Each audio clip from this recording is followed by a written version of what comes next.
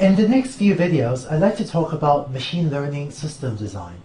These videos will touch on the main issues that you may face when designing a complex machine learning system, and I'd like to try to give advice on how to strategize putting together a complex machine learning system. In case this next set of videos seems a little disjointed, that's because these videos will touch on a range of the different issues that you may come across when designing complex learning systems.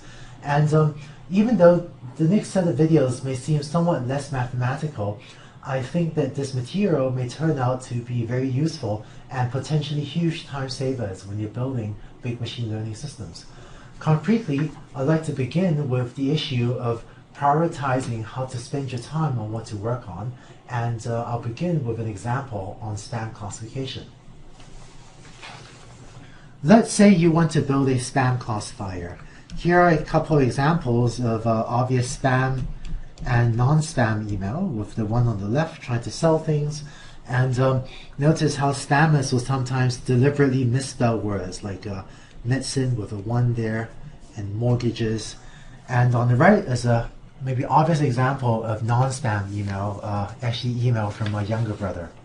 Let's say we have a labeled training set of some number of spam emails and some non-spam emails, denoted with labels y equals 1 or 0. How do we build a classifier using supervised learning to distinguish between spam and non-spam? In order to apply supervised learning, the first decision we must make is how do we want to represent X, that is the features of the email. Given the features X and the labels Y in our training set, we can then train a classifier, for example, using logistic regression. Here's one way to choose a set of features for our emails. We could come up with, say, a list of maybe 100 words that we think are indicative of whether email is spam or non-spam. For example, if a piece of email contains the word deal, maybe it's more likely to be spam. If it contains the word buy, maybe more likely to be spam. A word like discount, more likely to be spam. Whereas if a piece of email contains my name, Andrew, maybe that means the person actually knows who I am, and that might mean it's less likely to be spam. And maybe for some reason I think the word now may be indicative of non-spam because I get a lot of urgent emails, and so on, and maybe we choose 100 words or so. Given a piece of email, we can then take this piece of email and encode it into a feature vector as follows. I'm going to take my list of 100 words and sort them in alphabetical order, say. Doesn't have to be sorted, but here's my list of words, this count, and so on, and eventually I'll get down to now, and so on. And given a piece of email like that shown on the right, I'm going to check and see whether or not each of these words appears in the email, and then I'm going to define a feature vector X, where in this piece of email on the right, my name doesn't appear, so I'm going to put a 0 there.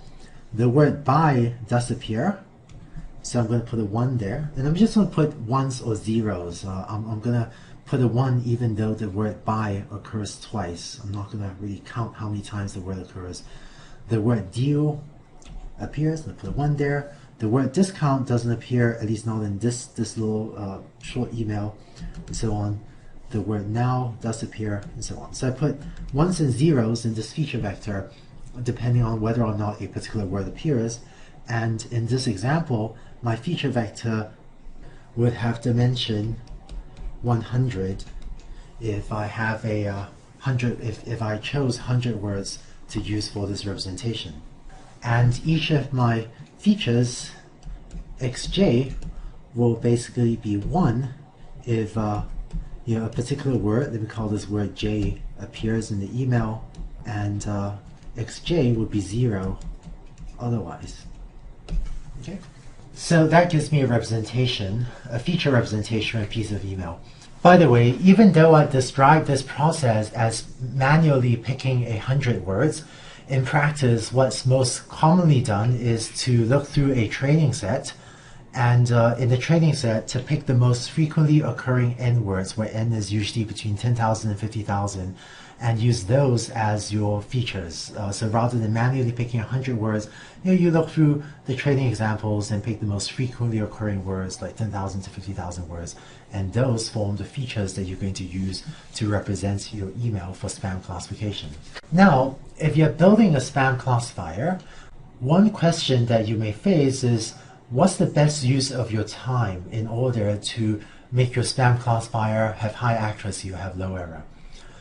One natural inclination is to go and collect lots of data, right? And in fact, there's this tendency to think that, well, the more data we have, the better the algorithm will do.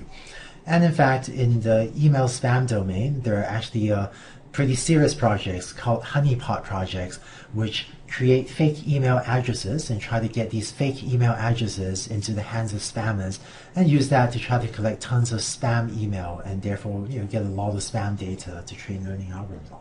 But we've already seen in the previous sets of videos that getting lots of data will often help, but not all the time. But for most machine learning problems, there are a lot of other things you could usually imagine doing to improve performance. For spam, one thing you might think of is to develop more sophisticated features on the email, maybe based on the email routing information. And this would be information contained in the email header. So when spammers send email, very often they will try to obscure the origins of the email and maybe use fake email headers or send the email through very unusual sets of compute servers, through very unusual routes in order to get the spam to you. And some of this information will be reflected in the email header. And so one can imagine looking at the email headers and trying to develop more sophisticated features to capture the sort of email routing information to identify if something is spam. Something else you might consider doing is to look at the email message body, that is the email text, and try to develop more sophisticated features. For example, should the word discount and the word discounts be treated as the same word? Or should we have treat the words deal and dealer as the same word, maybe even though one is lowercase and one is capitalized in this example? Or do we want more complex features about punctuation because maybe spammers use exclamation marks a lot more? I don't know. And along the same lines, maybe we also want to develop more sophisticated algorithms to detect and maybe to correct deliberate misspellings like the mortgage, medicine, watches. Because spammers actually do this because if you have watches with a 4 in there, then, well, with the simple technique that we talked about just now, the spam classifier might not equate this as the same thing as the word watches, and so it may have a harder time realizing that something is spam with these deliberate misspellings, and this is why spammers do it. When working on a machine learning problem, very often you can brainstorm lists of different things to try like these. And by the way, I've actually worked on the spam problem myself for a while, and actually spent quite some time on it. And even though I kind of understand the spam problem, I actually know a bit about it, I would actually have a very hard time telling you of these 4 options, which is the best use of your time. So what happens, frankly, what happens far too often is that a research group or a product group will randomly fixate on one of these options. And sometimes that turns out not to be the most fruitful way to spend your time, depending on which of these options someone ends up randomly fixating on. By the way, in fact, if you even get to the stage where you brainstorm a list of different options to try, you're probably already ahead of the curve. Sadly, what most people do is, instead of trying to list out the options of things you might try, what far too many people do is wake up one morning and for some reason just have a weird gut feeling that, oh, let's have a huge honeypot project to go and collect tons more data, and for whatever strange reason just sort of wake up one morning and randomly fixate on one thing and just work on that for 6 months.